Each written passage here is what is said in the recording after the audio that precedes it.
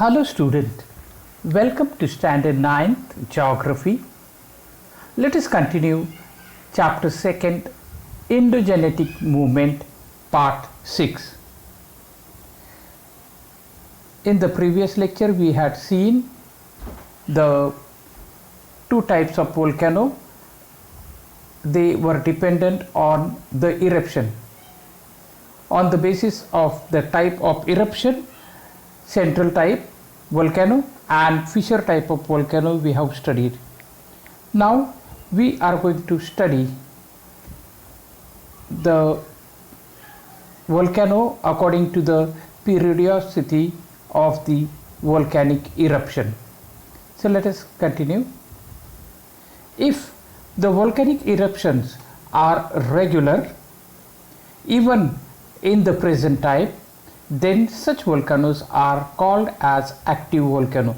So first type of volcano is active volcano on the basis of periodicity. For example, Mount Fujiyama in Japan, Mount Stromboli in Mediterranean Sea. Let us continue the second type of volcano, that is dormant volcano. When a volcano has not erupted since long but may become active suddenly, it is called dormant volcano.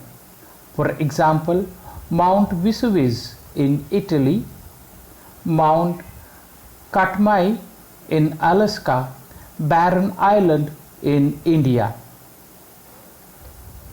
The third type of volcano is those volcanoes which have not erupted in the past since long and are not likely to erupt in the future are called as extinct volcanoes. For example, Mount Kilimanjaro in Tanzania. So these are the three types of volcano which we have studied, my dear student, on the periodicity of their eruption. So active volcano, dormant volcano and extinct volcano. Let us move further. We are asked to find out, just see the figure 2.18 and answer the following. That is, the map is given of India and the plate boundaries are shown. So I would like you to find out these answers, such as examine the plate boundaries in the given map and write the names of the plate boundaries. So you find out the 7 names of the plate boundaries. Then on which side of the continent of North and South America are the earthquake prone zone located? That you must find out again. So I will not read out the questions, but please find out these answers. If not, then we can do it again in the next lecture. So let us move further then. By looking at figure 2.18, you will understand that plate boundaries are directly related to areas of earthquake and volcanoes. So mostly wherever the plates are, their boundaries, we have earthquake and volcanoes found there. Most of the volcanoes are located on the plate boundaries. In the other areas you will see hardly earthquake and volcanoes, but on the plate boundaries they are found. Similarly, the earthquake zones are also seen in the border areas of the plates. The part of the plate boundaries which slides under the crust subdues. So it subdues where? The plate boundaries. So they slide and then subdues. There is loss of material, lot of material get lost. Such boundaries are called plate consuming or subduction boundaries. So please keep in the mind, you will be asked the question, what is subduction? Write a short note. Or plate consuming boundaries. Then you must be able to write all these 2 points, that is the part of the plate boundaries which slides under the crust subdues. Point number 2, there is a loss of material. Point number 3, such boundaries are called plate consuming boundaries or subduction. In areas where new material is coming up onto the Earth's crust, they are called plate creating or constructive boundaries. So wherever new material is coming up, there they are considered as plate creating, newly building, constructive. They are constructive boundaries. Both the processes happen continuously. They are shown in the map in figure 2.18. Let us continue then further. The next point is effects of volcano. What happens? The first effect is loss of property and life. So life is lost and property is also lost.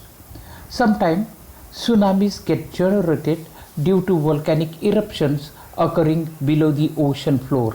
So at the ocean floor, when volcanoes take place, large tsunamis, large waves rise up and they are also destructive.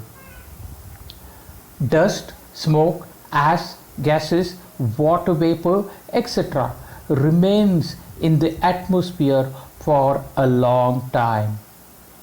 This may create imbalance in the environment. Land may become fertile due to volcanic ash. Many minerals are found near the Earth's surface because of lava. New land is formed due to volcanic eruption, or at times an island may even disappear. So new land, how it is formed? Because in the ocean, suppose the volcano takes place, and when the lava gets cooled, the new land is formed, or the new mountains are formed. Sometime the present island, existing island, even disappears. Lakes are formed at the mouth of the craters of dead volcanoes when rainwater accumulates in it. So when dead volcanoes are there, and when the fissure vents are there, at that time, at that place, rainwater gets accumulated and lakes are formed. Barren island of Andaman and Nicobar. Andaman and Nicobar Islands are located to the southeast of the mainland of India. On this archipelago lies the barren island. India's only active volcano is this barren island. This volcano was dormant for a long time, but in February 2017 it started erupting.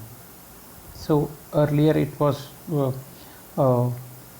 not working for a long time, and again in 2017 it started. Mainly dust, smoke and mud is coming out of this eruption along with some lava. So you can see in the picture there, dust particles, smoke particles are there, and mud, and some lava also is erupted. In this way, my dear students, the Andaman and Nicobar Island, barren island, we have studied. The effects of volcanic eruption also we have seen. Then we have seen the types of volcano. First type is that the type of eruption based on its eruption, and second type is based on periodicity. So in among the first type, the type of eruption, we have seen central type or conical volcanoes and fissure type volcanoes. Among the periodicity, we have seen active volcano, then dormant volcano, the volcano which may occur at any time, but now presently it is not active. And the third type is the volcano for past quite a long time it is not active, and in near future also it may not get active. So in this way we have seen different types of volcanoes and its effect. So in this way, my dear student, we have completed this lesson.